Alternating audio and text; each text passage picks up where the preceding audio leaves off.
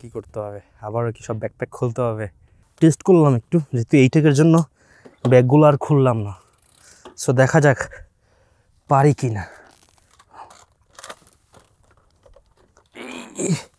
আরে ও মাই গড, আপনারা অনেকেই আমার জিজ্ঞেস করেন না যে ভাই সারাদিন কয় কিলো চালাও, কয় ডিস্ট্রিক্ট হয়েছে, কয় জেলা মারছো, কয় উপজেলা মারছো। তাদের জন্য এই ভিডিও, আর কিছু বলবো না।